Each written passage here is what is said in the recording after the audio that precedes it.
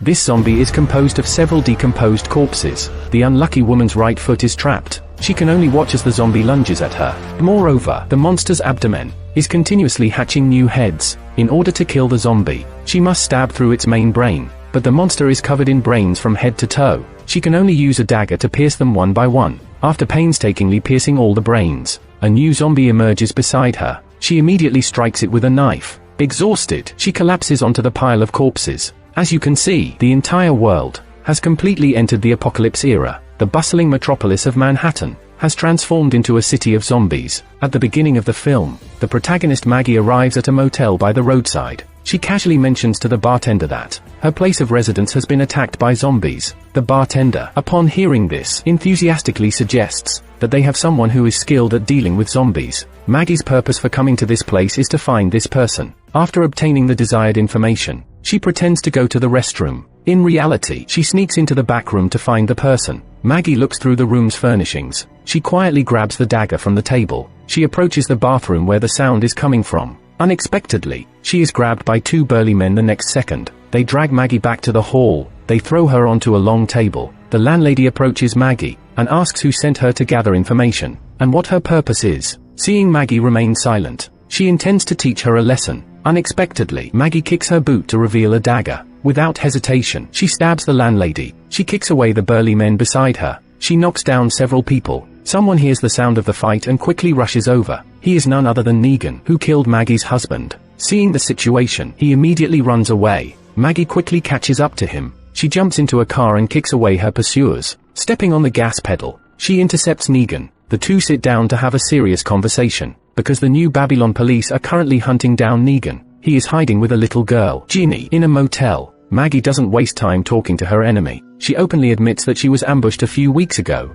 Not only was her food stolen, but her son Herschel was also abducted. Maggie tracks them all the way to Hudson. She discovers that they have already crossed the border. It is estimated that they have now arrived in Manhattan. The reason Maggie came to find Negan is that the person named Crot who abducted her son. That person is an old acquaintance of Negan when he was in charge. Maggie came to find Negan for help. She didn't give him a chance to refuse, either help or be handed over to the police. Negan can only choose one. The two decide to first settle Ginny. Then they set off to find Herschel. Negan met Ginny a year ago. She has been following him, hiding and seeking. In the evening, a group of police officers arrive at the motel looking for Negan. They interrogate the landlady about his whereabouts. Because she refuses to talk, the police officers directly take her to the backyard. The zombies gather one after another upon seeing this. The landlady honestly confesses. During the day, a woman took him away. The police officers obtain the information they wanted. They push the landlady into the group of zombies and leave. He finds Maggie's map book in front of the motel. The page for Manhattan has been torn off. The police officers guess that they are heading to Manhattan.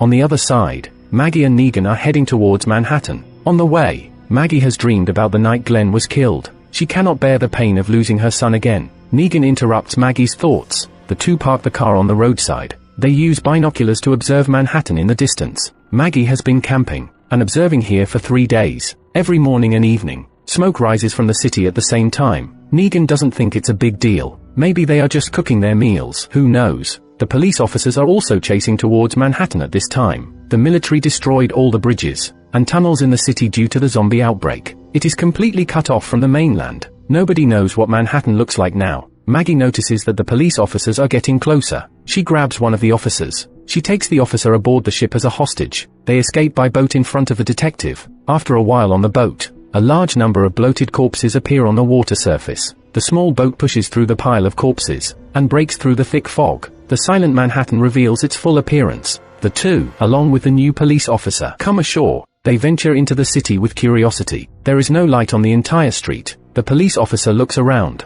and realizes no one is there and tries to run, but he is knocked down by Negan. Maggie warns him to be honest. The three of them are about to move forward. Unexpectedly, a corpse falls from the sky. It directly smashes the roof of the car on the roadside. They dare not let their guard down. They quickly hide under the eaves. The zombies roar behind the glass door. This city is gradually waking up. Zombies keep falling from the rooftops. The sound of crashing is incessant. They lower their voices and proceed cautiously. Negan discovers many traps along the way. It indicates that there are still normal humans here. Soon a car drives through the street behind them. It emits strange music. There is also a large group of zombies following the car. They immediately hide behind a pile of garbage. As a result, cockroaches continue to crawl onto them. They frantically brush away the insects. Accidentally, they knock over a bag of garbage. Countless tiny insects crawl out of it. It gives them a creepy feeling. They quickly crouch and escape. In the next second, gunshots come from behind the zombie pile. In the blink of an eye, a pile of bodies falls down. The young police officer recognizes the person as the detective. Before he can call for help,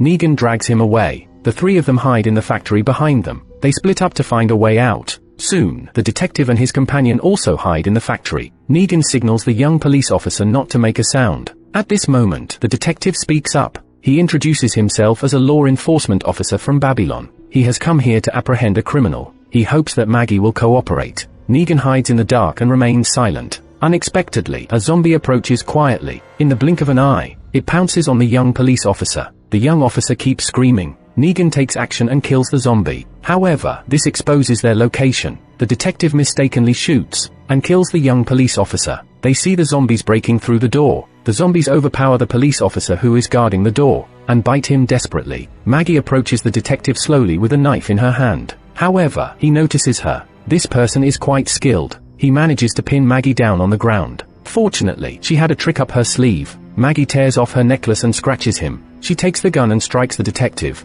rendering him unconscious. The zombies immediately swarm and start biting. Maggie and Negan hide in the warehouse behind them. They strike a match to observe their surroundings. Suddenly, someone blows out the match. At the same time, the person who captured Herschel appears. Indeed, they are inside Manhattan. He is enjoying the pleasure of tormenting others. The Mikan who blew out the candle takes advantage of the darkness to steal Maggie's bag. Due to the zombies breaking through the door, the two main characters can only follow the Mikan. They climb the fire escape to the rooftop. Below them are hordes of zombies. The Mikan grabs onto the sliding rope outside the window. He swiftly slides to another building. He waves his hand, signaling Maggie and the others to follow. Because there are zombies behind them, they can only trust the Mikan to swing across. Unexpectedly, Maggie slides too slowly and gets stuck halfway. The zombies below are densely packed. She grits her teeth and struggles forward, successfully landing. Maggie catches up to the Mikan and snatches the backpack. Then she calls out to Negan to start moving. However, he remains unmoved. Because Negan feels that the Mikan is familiar with the area, it would be better to have her help lead the way. The three of them proceed downstairs. Suddenly, two young people appear and block their path. They don't like the Mikan bringing people along casually. They confiscate Maggie's backpack and throw it to the black guy, instructing him to inspect it carefully until the situation is clarified.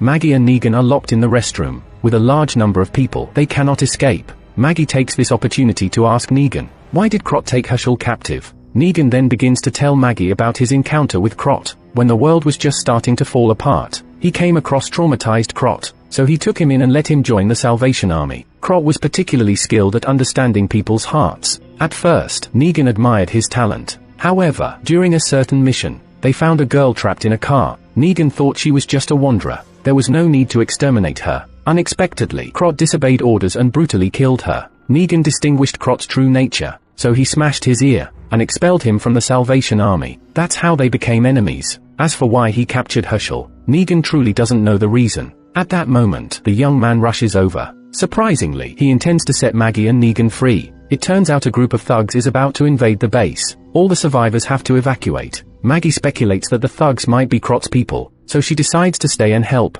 Since the thugs are well equipped, they can only hide in the darkness for now. Once the search party leaves the first floor, the two of them cautiously follow to the second floor. The people at the base are engaged in a fight with the thugs. The woman with afro hair tears apart an enemy's shoulder with a crossbow arrow. Maggie steps forward and breaks the enemy's neck with a stomp. Everyone retreats to the rooftop together. They prepare to use a sliding rope to escape. Unexpectedly, a thug rushes in and holds an old person hostage, and then stabs her to death with a knife. Negan rushes over and subdues the thug. The bald man Mike, to prevent the old person from turning into a zombie, can only give her a finishing blow. Negan knows that there are more thugs, so he tells Maggie to lead everyone and leave quickly. He stays behind as the rearguard. Negan grabs a thug and goes up to the second floor. He smashes the glass with the thug's head, warning the comrades downstairs not to come closer. The mold of the villain leader of Negan is finally revealed. He casually rambles to buy time for everyone to escape. He even cuts the hostage's neck and spills blood downstairs. Little did he know, Maggie didn't obediently leave. Instead, she hides in the shadows and observes. This brutal scene not only shocks the thugs, it also leaves Maggie deeply shaken. She almost forgets about the man in front of her, that he is the ruthless leader of the Salvation Army. Negan throws the broken corpse down the stairs. He turns around and sees Maggie. He couldn't hide the expression on his face. He could only urge the other person to leave quickly. The two of them successfully met with the survivors. Negan's performance impressed everyone. The B-Mikan and the others let their guard down slightly. They told Negan about the leader of the thugs. He is a madman with a missing ear. Maggie, upon hearing this, no longer hides. She admits that the madman kidnapped her son, Aya, the woman with afro hair, in order to repay Negan. Agrees to help rescue Herschel. On the other side, the detective miraculously survived. His companions have already turned into zombies. It is not advisable to stay here for long. The detective hurriedly leaves. He seems to be familiar with Manhattan. He quickly finds a house and breaks in. The inside is a mess with dust everywhere. The detective rummages through drawers and cabinets and finds a gun box, but the handgun inside is gone. Judging from the family photo on the wall, this is likely the home of the detective's parents. He walks slowly towards the bedroom. He sees his brother, who died by suicide.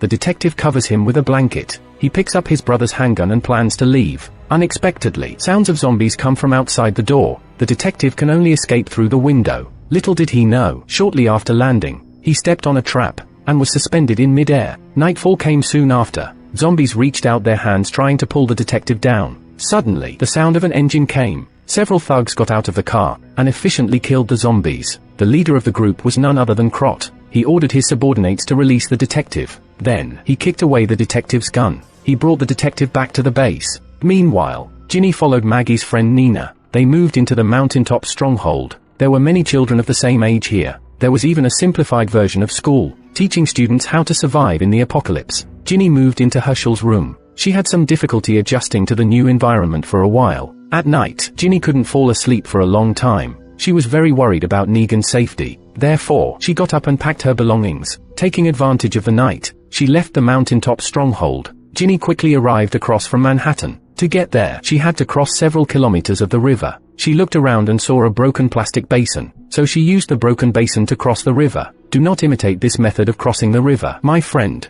We don't have the character shield. Ginny found it difficult to locate Negan. After all, there were more zombies than humans in Manhattan. The scene shifts, taking us back to Maggie's side. They found a small deer in the city. Aya hid behind the car and tapped the deer's antlers. To attract its attention, Mike took advantage of the situation and attacked, capturing the deer. Everyone had been hungry for several days. They immediately skinned the deer and took its meat. Negan noticed that the black man had a can of beeswax. He wanted to borrow it to apply it to his wounds. However, he was refused by the other person. In the subsequent conversation, it can be learned. Mike, Aya and others are local residents. They did not evacuate in time when the disaster broke out. Instead, they waited for the military to arrive. Little did they know that the military didn't lend a helping hand. Instead, they blew up bridges to prevent the zombies from spreading. The residents had to gather together to protect themselves. Initially, life was somewhat bearable. However, soon after, Krot appeared. He claimed to offer protection. He recruited residents to join his organization. Mike and the others disapproved of Krot's style. They refused to join him.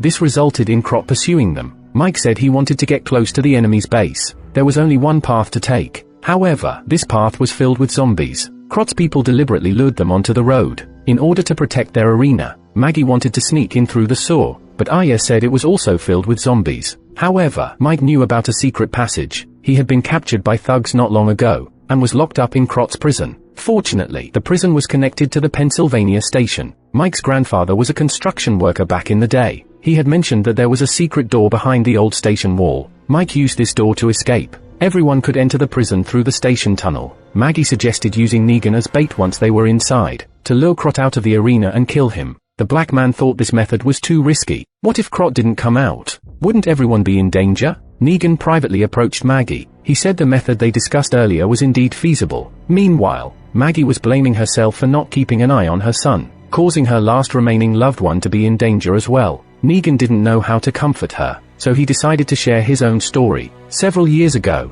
he was with his wife and children. They lived outside of New Babylon. One day, his wife went into the city for errands. She was assaulted and molested by a gang of 5 men. Afterwards, she repeatedly warned Negan not to seek revenge. It's better to avoid unnecessary trouble. However, Negan still sneaked into the city. He killed those 5 men in one go. This action led to him being wanted by the authorities. He had to hide with his family, moving from place to place. In the end, Negan put them on a carriage heading to Missouri. He lied, saying he would join them later, but Negan chose to stay behind to avoid endangering his family. Meanwhile, Krot took the detective to the arena. The field was filled with many glass jars. Thugs were stuffing corpses into them. The detective was filled with confusion. Then he was handcuffed in the office. Shortly after, an Asian person came in and set up a tray of food. Krot appeared right after. He asked the detective if he was curious about the purpose of the glass jars. Krot used to work with alternative energy sources. When he arrived in Manhattan, he saw the potential here. Manhattan had no shortage of corpses. Decomposing corpses produce methane. The intermolecular forces of methane are weak. Therefore, at normal temperatures, the gas can be compressed into liquid fuel. So, he designed the glass jar system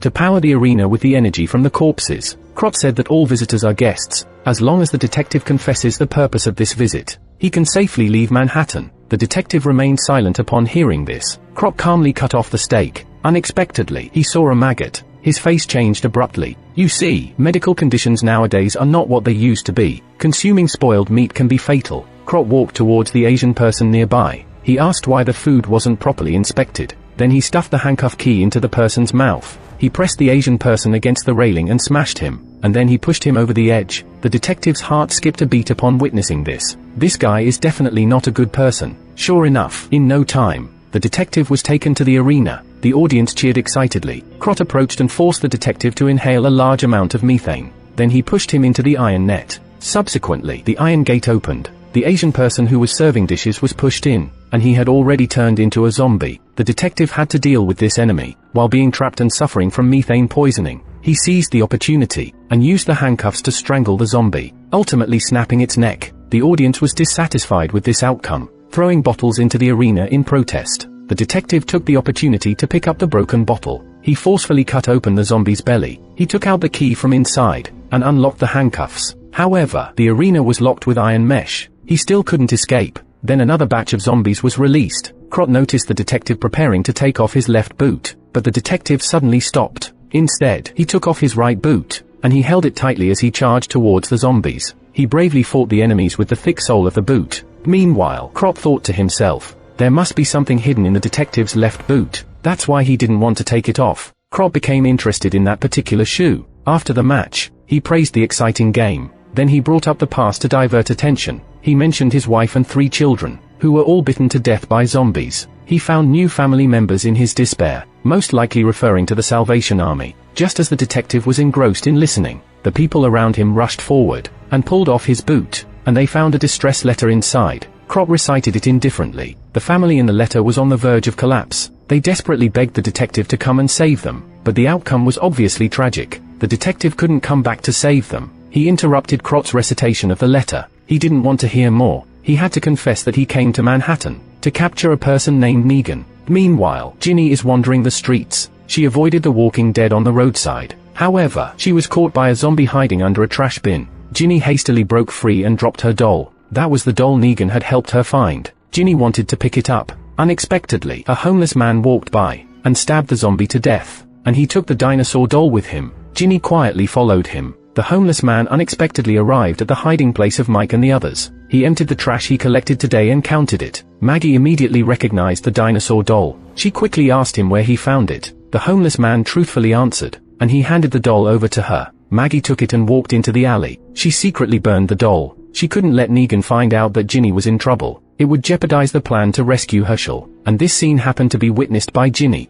Meanwhile, Negan was being confronted by the black man. The other person told him to leave with Maggie tonight. No longer bother everyone. The reason for the black man's bad attitude was because he found Negan's wanted poster. Learning that this person is a dangerous individual, Negan certainly cannot leave. He needs the assistance of Mike and the others to completely deal with Krot. The two of them refused to give in to each other. Negan quickly grabbed a shredder. He shaved off the skin on the black man's forehead, and then ended his life to eliminate future troubles. After daybreak, Maggie and the others plan to take action. They immediately head to Krot's arena, but they can't find the black man anywhere. Negan deliberately mentions his opposition to this plan, leading everyone to speculate that the black man fled at the critical moment. Mike didn't think of anything else. The top priority is to deal with Krot first. Before leaving, Negan puts the black man's beeswax into his bag. Then he touched his pocket. He asked Maggie if she had seen his matchbox. She immediately denied it. She couldn't admit to stealing the matches and burning Ginny's doll. Everyone had their own concerns. They arrived together at the secret door Mike mentioned.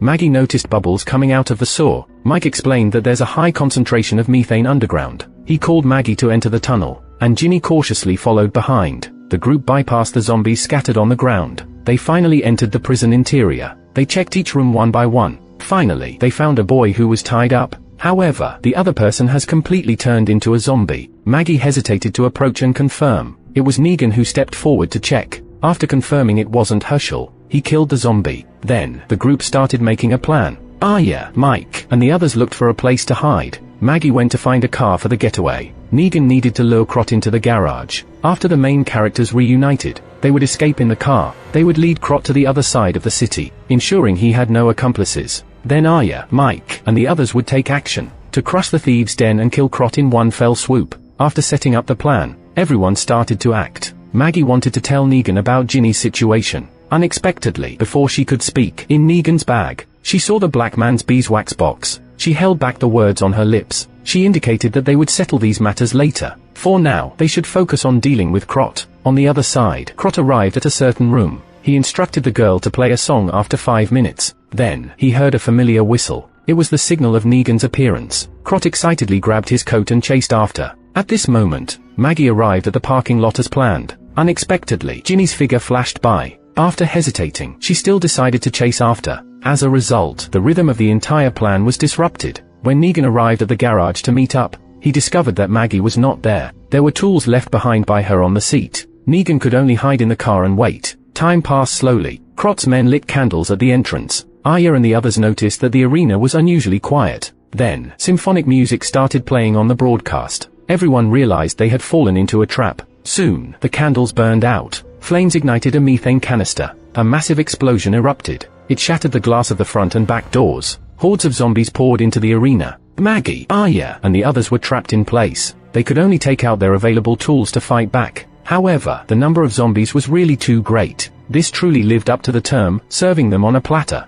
In the blink of an eye, several people were devoured by the zombie horde. Elegant symphonic music accompanied the sounds of slaughter. The entire arena turned into chaos. Even Mike, who has the extraordinary fighting skills, was also dragged into the swarm of zombies, and his life was uncertain. Maggie, fueled by her belief in rescuing her son, fought relentlessly like a machine. Finally, she found a way out. However, she saw Ginny hiding in the iron mesh. She realized she couldn't stand by and do nothing, so she called out to Aya and the Wanderer. They all hid inside the iron mesh arena, and locked all the zombies outside. Maggie and the others held their weapons, and guarded the wire gate. Whenever a zombie approached, they stabbed and killed it, but the number of enemies kept growing. Maggie looked around. She asked everyone to remove the wooden planks from the wire mesh. The four of them stood closely in a row. They planned to hide behind the boards, and break through the zombies. Unexpectedly, the Wanderer was dragged away by the zombies halfway. Aya on the outside was also entangled. Fortunately, Mike appeared just in time. He indeed hadn't died.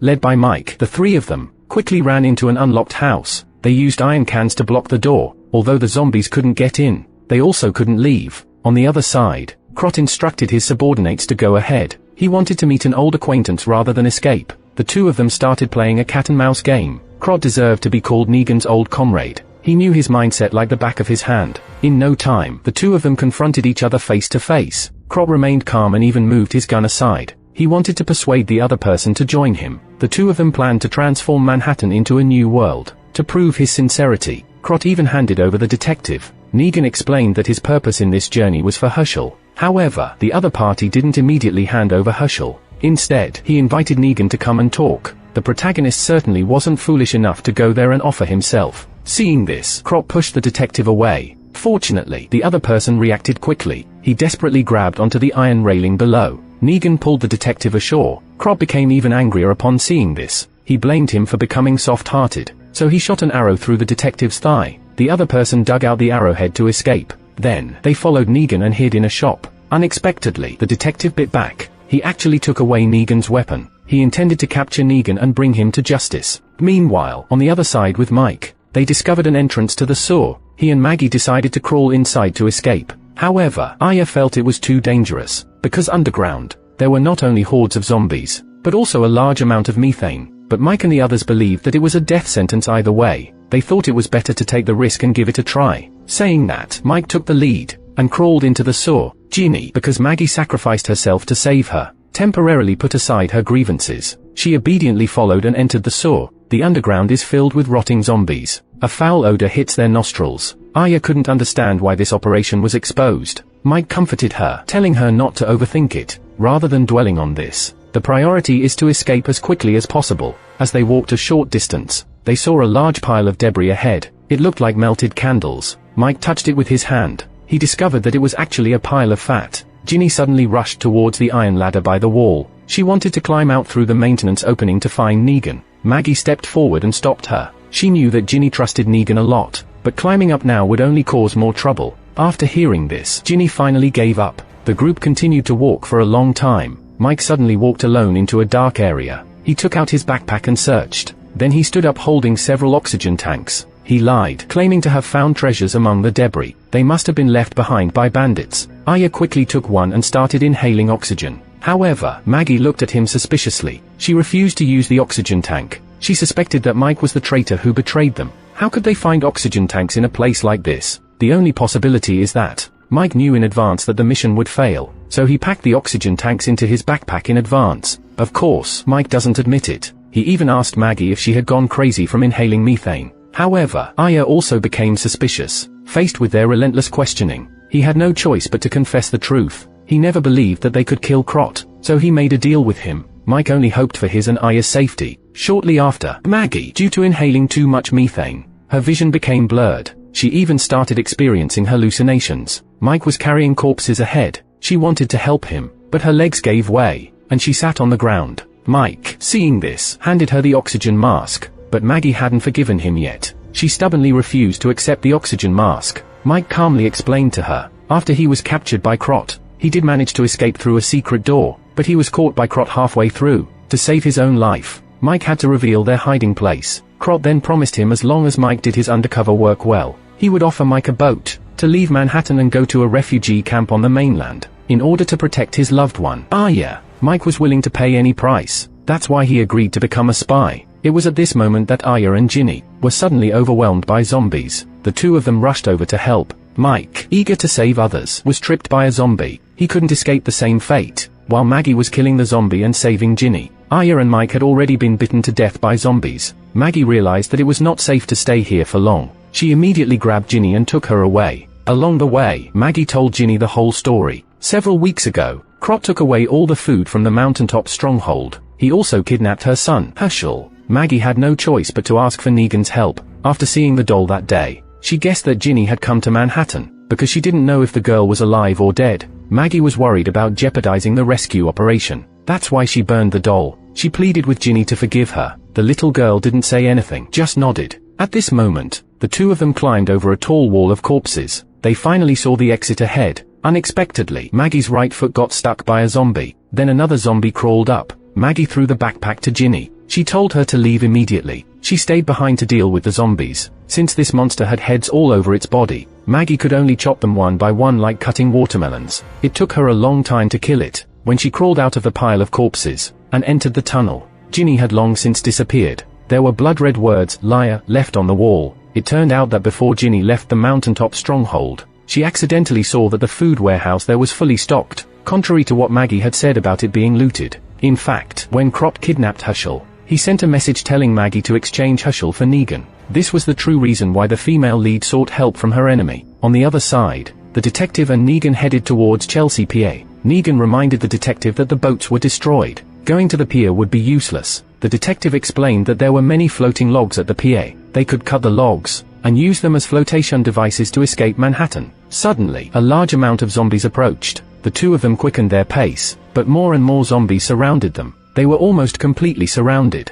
Negan quickly ran to a nearby building. He forcefully opened the tightly closed iron door. He took the detective inside and hid. The two of them walked through the chaotic hallway. They discovered on the standing wire bed, limbs and heads of plastic dolls hanging, arranged in a creepy shape. They bypassed the wire bed and continued forward. They saw another animal corpse with its belly ripped open. There was also a woman who had been killed with an axe. It was evident that something terrible had happened in this place. At that moment, a shadow flashed by the doorway. Negan walked over to investigate. He discovered a zombie staggering ahead. He pretended not to see it. He continued walking forward with the detective. Then, he suddenly darted into a corner. He grabbed the zombie and pushed it onto the detective. The detective's leg injury had not healed, making it difficult for him to move. It took some effort to push the zombie away. Negan took the opportunity to escape. However, he was soon blocked by a wooden board. In the end, the detective caught up with him. The detective used a crossbow arrow to break the wooden board, but the next second, he fell down, clutching his injured leg. Negan felt somewhat awkward.